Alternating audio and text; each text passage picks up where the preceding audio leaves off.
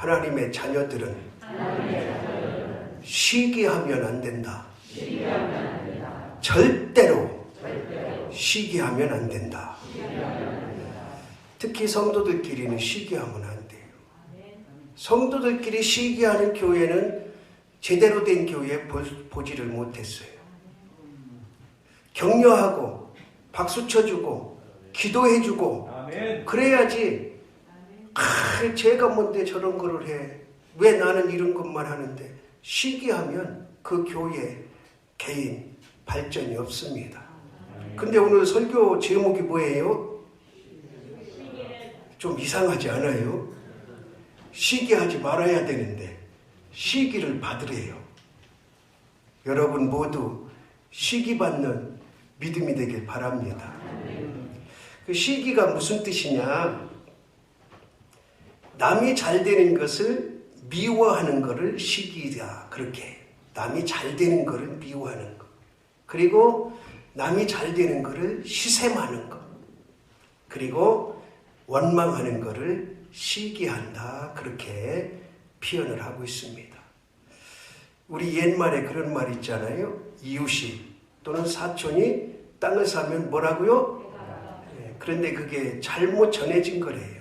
원래는 좋은 의미로 얘기를 한 건데 나중에 해석을 잘못했다. 시간이 없어서 그 자세한 설명은 하지 않지만 우리 대부분의 사람들이 사촌이나 이웃이 땅을 사면 배가 아프다. 시기에 결정적이에요. 시기에 결정이에요. 결정. 근데 우리 사람은 원래 악하기 때문에 시기심이 다 있어요. 질투심도 있고 시샘도 있고 미워하는 마음도 있고. 그런데 그 마음을 겉으로 드러내서는 안 된다는 거예요. 남이 알 정도로 표현하면 안 된다는 거예요. 내 속에서 일어나는 거 어떡하겠어요? 그런데 그거를 상대방에게 드러내고 상대방에게 알리고 상대방에게 시비를 걸고 그러면 안 되는 거예요. 오늘 말씀해 보니까 이삭이 시기를 받았다 그래요. 시기를 받았다. 여러분, 시기 받는 사람이 잘 되는 사람이 시기 받아요? 아니면 형편없는 사람이 시기 받아요? 잘 되는 사람이 시기를 받지. 나보다 저 사람은 배운 것도 그 전에 가진 것도 별것도 아니었는데 잘 되면 시기하지. 나보다 재산도 부족하고 지식도 부족하고 모든 게 다 부족하면 시기할 이유가 없잖아요. 그러면은 이삭이 시기를 받았다는 것은 잘 됐다, 잘못됐다? 잘 됐다는 거예요. 이삭이 가나안 땅에 사는 게 아니에요. 자기 고향에서 사는 게 아니에요.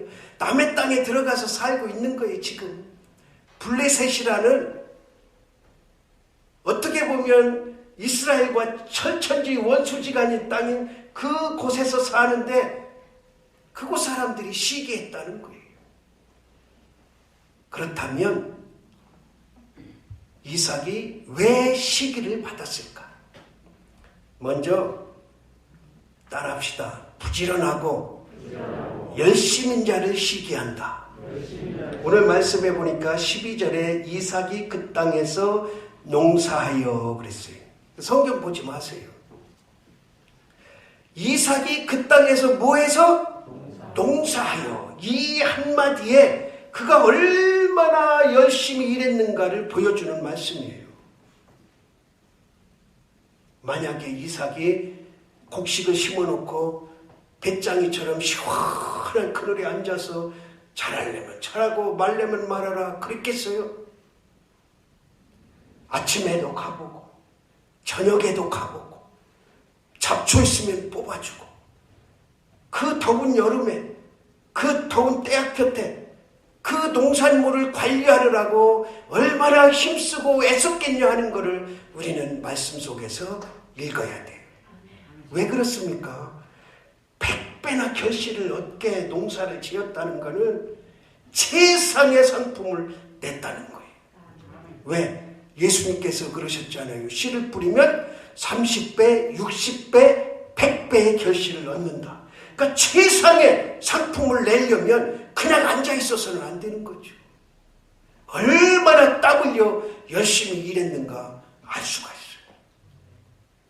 그러면 우리는 이 말씀을 내가 세상에서 그렇게 농사짓고 직장생활 열심히 하고 그러면 사람들이 다 시기를 하느냐? 우리는 이거를 영적인 눈으로 바라봐야 돼요. 영적인 눈으로. 여러분들이 교회 일을 열심히 하면 시기받아.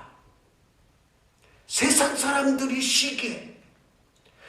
저거는 뭔데 저렇게 동네에서는 말 한 자리 못하는 게 그렇게 교회를 열심히 나가. 교회 나가더니 장로도 되고 권사도 되고 뭐도 되고 그러면서 시기하는 거예요. 여러분들 동네 사람들로부터 교회 생활 열심히 한다고 시기 받아봤어요? 받아보지 않았으면 말을 말어. 시기 받아야 되는데 저까짓 게 뭔데 저렇게 교회 일 열심히 해.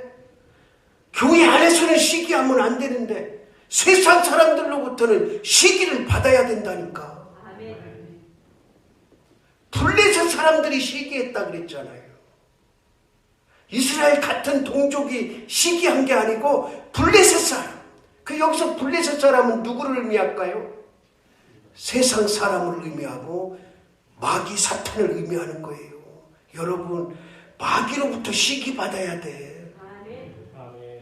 마귀는 열심히 하는 사람을 시기해서 어떻게 하면 그를 하나님 관계에서 끌어내리려고 하지, 그냥 배짱이처럼 가만히 누워있고 앉아있고 네가 해라 나는 듣겠다 하는 사람은 마귀가 시기하지 않아요. 세상 사람들도 시기하지 않아요. 우리 집 얘기를 해서 좀 그런데, 제가 초등학교 때 학교 갔다 와서, 그때는 도시락도 안 싸갈 때니까 그 6km 갔다가 6km 갔다 오면은 얼마나 배고파요. 그러니까 막 뛰어들어가서 이제 엄마 밥 줘 하려고 대문간에 딱 들어갔는데 이렇게 막 난장판이 돼서 집안이. 그래서 이제 눈치를 딱 보고 살살 들어갔더니 아버지가 마루에 앉아 계시고 큰아버지가 거기에 걸터 앉아 계시고 어머니는 저쪽 주방 앞에서 쭈그려 앉아 계시고 3명이 있는 거지. 그런데 마당을 보니까, 그 안마당을 보니까 장독이 깨져 있고 술상이 엎어져 있고 마당에 내팽개쳐져 있고 막 정신이 하나도 없어. 그래서 저는 이제 생각이, 아버지가 또 어머니 때리고 술상 없고 또 장독대 다 때려부시고 그러니까 이제 큰아버지가 말리러 오셨구나. 큰아버지는 아주 점잖으신 분이에요. 큰 소리 한 번 들어보지 못한 그렇게 점잖으신 분이 당연히 아버지가 저렇게 해놓은 거를 큰아버지가 말리러 왔구나. 그렇게 이제 생각을 하고 그날은 뭐 점심도 굶었죠.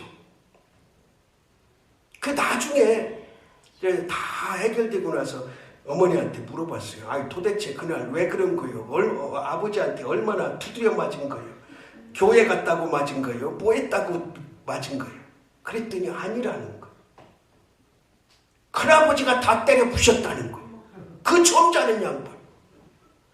그래서 왜 큰아버지가 그랬냐 그랬더니 2가지 이유요. 하나는 아버지 교육시킨다고. 이놈의 새끼 맨날 노름이나 하고 술이나 처먹고 언제 이래서 가정 일으키고 애새끼들은 언제 먹여 살리려고 그런 말을 하는 왜 그렇게 두드려 패냐고. 동생하고 이제 시비 걸다가 어머니가 술상 차려준 거 성질나니까 그 술상 갖다 큰아버지가 드러내버린 거예요. 그래도 아버지가 이제 형님 그러겠습니다. 이제 다음부터 조심하겠습니다. 그랬으면 됐으려는데 거기다 갖다 또 큰아버지한테 대들었네. 그러니까 큰아버지가 성질나니까 그냥 그 당시에는 마루 밑에 장작 쌓아놨잖아요. 그래다가 그냥 보이는 대로 항아리고 보고 그냥 다 때려 부신 거예요. 그러고 나서 이놈의 새끼 앞으로 또 한 번 그러면 이제. 그러고 나서 또 어머니한테 화살이 돌아왔네.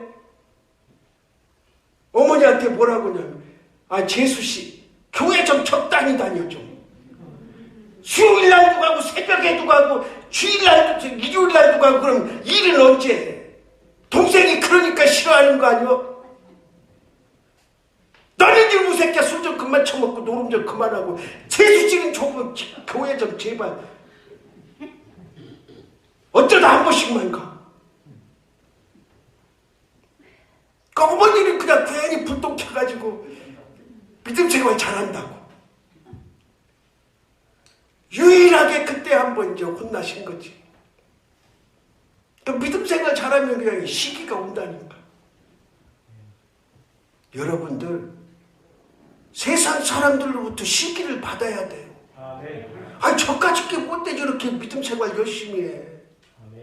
거기 가면 밥을 주어 떡을 주어. 오늘도 떡 주잖아요. 그러면 야 우리 교회 가면 가끔 떡 잘 준다. 왜? 뜰부냐 그래.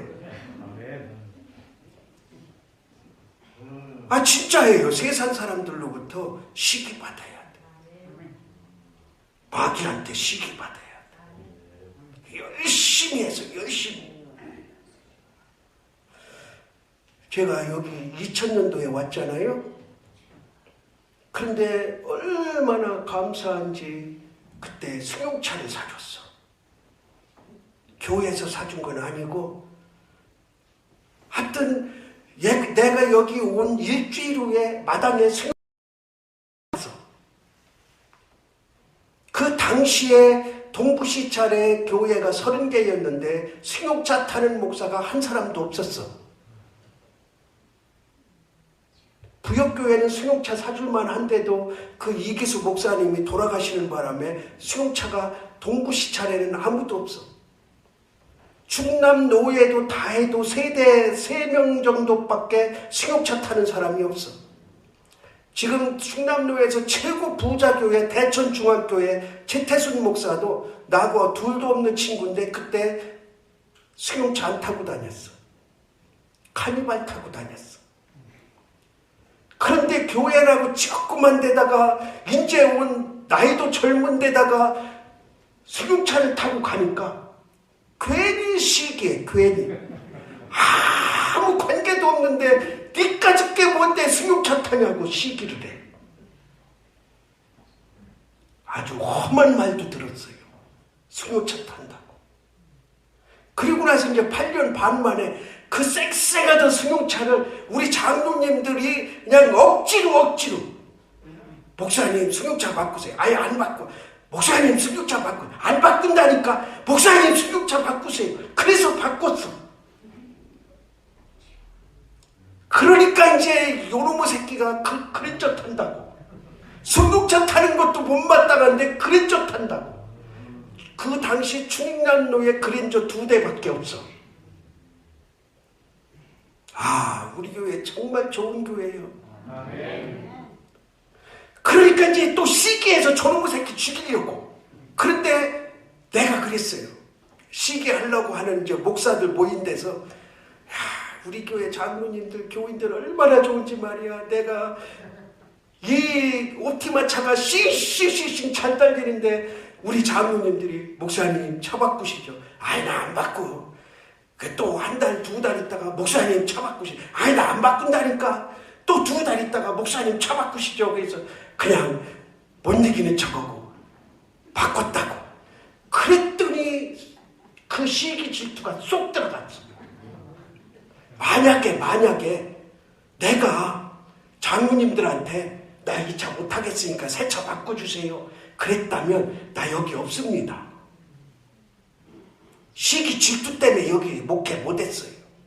그런데 교회에서는 사주려고지 목사는 안 산다고지 그거를 2번 3번 했다 소리를 듣고 나서 시기할 일이 없잖아요.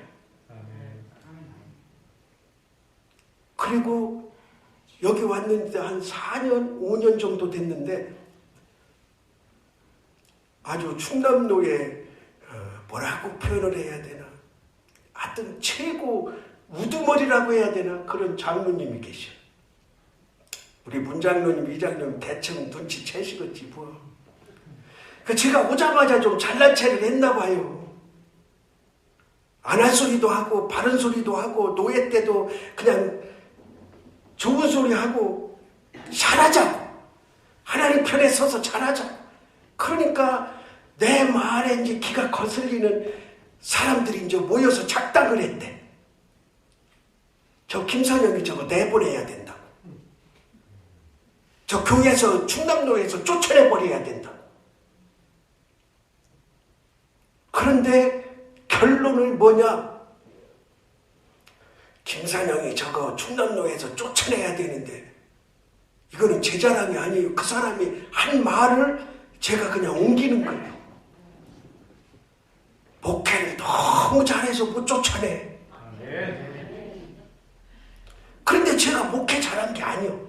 그 사람이 우리 교회를 한 번이나 와봤어? 안 와봤어? 목회를 잘하는지 어떻게 알아? 우리 두 장로님이, 문장로님하고 이장로님이 이제 장로들이 뭐라고 그러잖아요. 그 김선영이 그거 말이야. 바른 소리나 했었고 그거 못 쓰겠어. 그러니까 우리 장로님이 뭐라고 한 줄 알아? 당신이나 걱정해. 나는 지금까지 김선영 목사님 같은 목사님 본 적이 없어. 말을 그렇게 하셨다는 거예요. 그러니까 야, 우리가 외부에서 제3자가 김선영이 건드렸다가는 큰일 나겠다 싶어서 근데 교회들 목사가 많이 내쫓았거든. 자기 교회도 아니고 자기 교회는 뭐 말할 것도 없고 3년 이상 견디질 못해. 그 교회에서 그 남의 교회까지 자기 눈에 총 거슬리는 목사들은 그냥 다 휘어잡았어. 그런데 그런 양반이 하루는 이제 노예 사무실에 갔더니 제가 무슨 모임이 있어서 이제 저쪽에서 모임을 끝나고 사무실로 들어왔어요. 그랬더니 그 사무실 안에 충남노예 쟁쟁한 장로님들이 다 있어. 지금은 이제 다 은퇴해가지고 뭐 돌아가신 분도 있고 그런데 쟁쟁한 분이 다 있는데 이쪽에서 들어오면서 나가는 사람들이 이제 다 90도로 인사하는 거야. 장로님 안녕하세요. 그 나는 이제 다 인사했는데 한 장로님한테만 안 했어. 그 양반도 대단해. 김 목사님 일로 와보세요. 갔더니 아니 다른 분들 다 인사하는데 김 목사님 왜 나한테 인사 안 해요? 그러더라고. 그 나가 또 보통 사람 아니잖아요. 거기 쟁쟁한 장로님들 다 있는데 목사들 있는데 내가 그랬어요. 장로님, 내가 장로님한테 인사 안 하면 안 하는 이유가 있겠지. 저 젊은 목사가 나한테 인사를 안 하면 안 하는 이유가 있겠지. 집에 가서 잘 한번 생각해 보세요. 저 목사가 왜 인사를 안 했는지. 그리고 났더니 그 뒤부터는 자기가 먼저 와서 내 두 손 붙잡고 김 목사님, 김 목사님. 나이도 한참 많으신 분. 우리 충남노예가 그랬어요. 지금은 그렇지 않아요. 그러니까 목회 내가 잘했는지 못했는지 하여튼 장로님들이 자랑을 있는 자랑 없는 자랑 다 해놔가지고 내가 시기를 엄청 받았다니까. 목회 잘한다. 노예에서 일 잘한다. 아니 격려해주고 박수 쳐주고 그래야지 왜 시기를 해. 우리 교인들 성도들 절대 우리끼리 시기하지 맙시다. 격려하고 박수 쳐줘야지. 그러니까 열심히 하면 시기 받아. 그 다음에 누가 시기를 받느냐 따라합시다. 부자 되면 시기 받는다. 오늘 말씀해 보니까 거부가 됐다 그랬어요. 이 거부를 누가 만들어 주신 거예요? 하나님이 만들어 주셨어요. 그 하나님은 열심히 일하는 사람에게 은혜를 주시는 거예요. 아까 말씀드렸잖아요.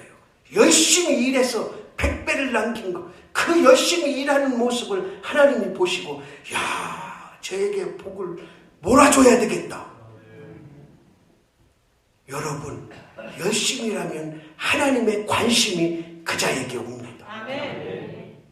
그런데 반대로 마귀들은, 세상 사람들은 시기해. 여기서 돈이 많아, 물질이 많아지고 남들보다 좋은 집을 사서 시기받는 것을 말하느냐? 그게 아니에요. 영적인 부자가 돼야 돼. 영적인 부자. 그러면 영적인 부자가 뭘까?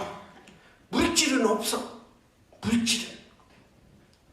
남들보다 좋은 집도 아니고, 남들보다 땅이 많은 것도 아니고, 남들보다 돈이 많은 것도 아니야.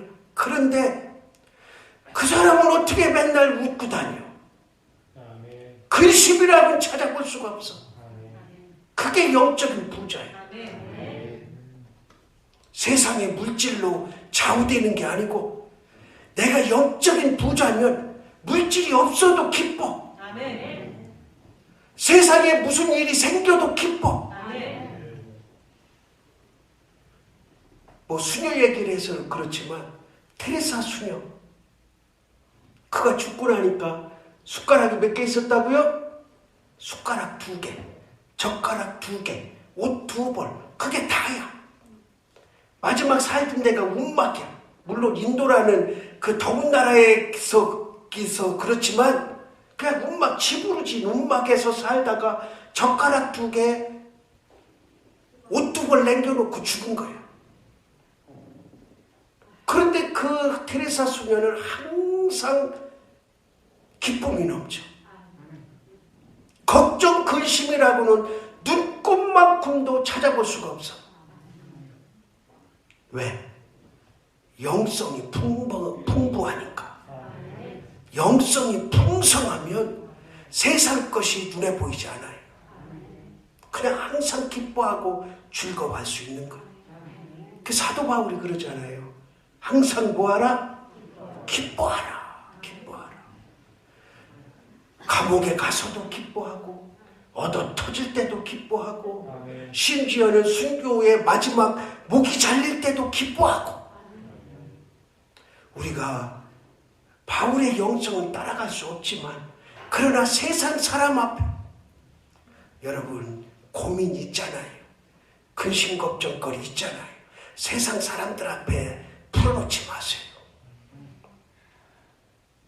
그 사람들, 대부분의 사람들은 그래요 그러고 집에 돌아서서 고속다 그래. 대부분의 사람들이 그런다니까. 세상 사람들한테 하소연해봤자 그냥 그때뿐이야. 그때뿐. 돌아서서 아이고 저거는 교회 다닌다고 그러는데 왜 저러냐.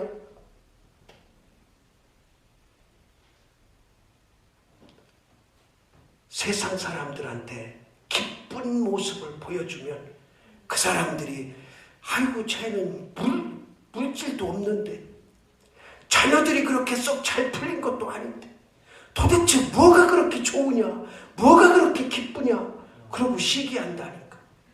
그리고 질투한다니까. 사탄이 그런 사람을 끌어내리려고 하는 거. 그 다음에 언제 질투를 받느냐, 따라합시다. 남들보다 우월할 때.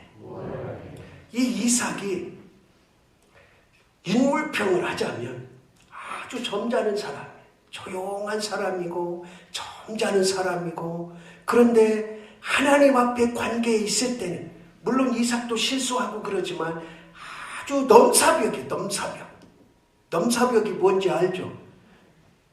다른 사람이 넘볼 수 없는 대단한 사람이라 그런 뜻이에요. 도저히 따라갈 수 없는, 넘볼 수 없는 그런 사람이라. 그러니까 사람들이 그를 보면 시기하고 질투하는 거예요.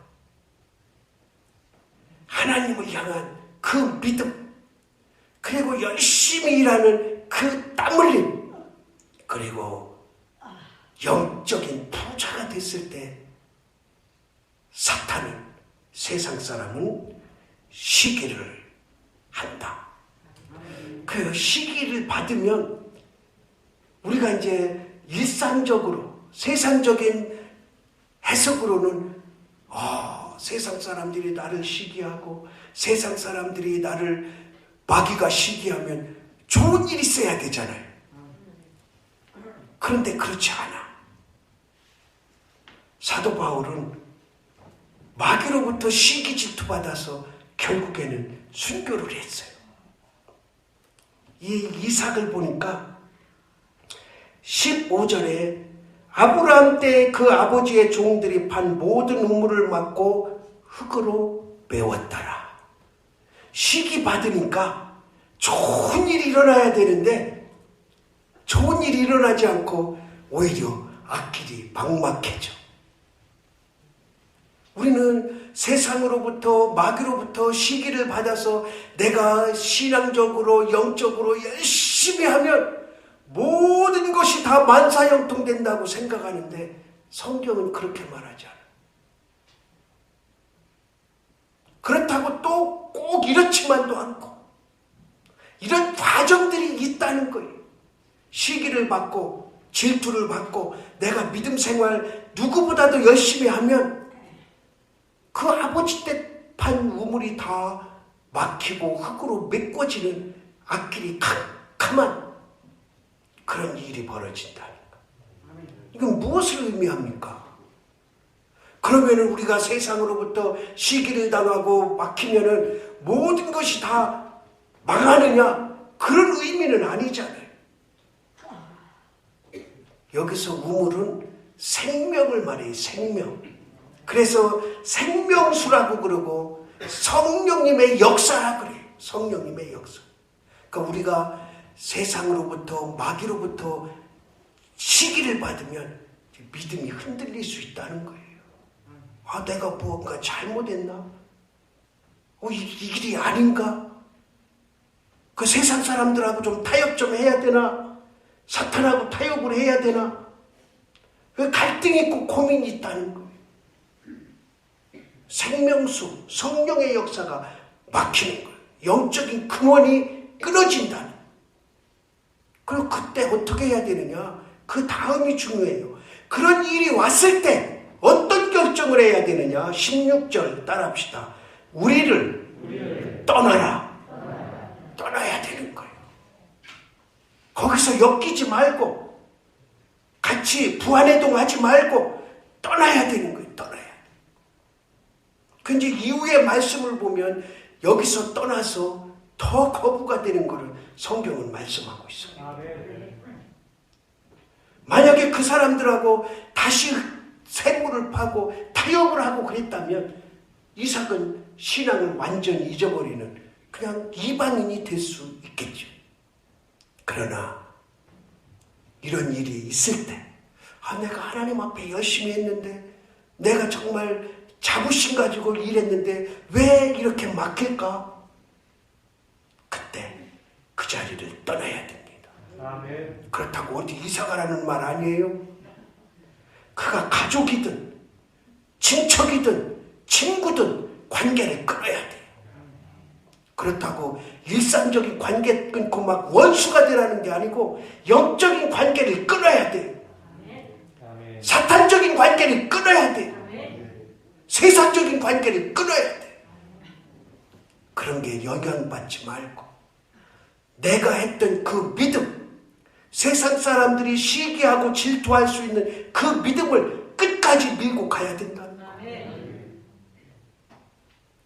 하나님께서는 세상 사람들로부터 마귀로부터 시기 받으면 잠시 어려움이 찾아올 수 있음을 성경은 말씀하고 있습니다.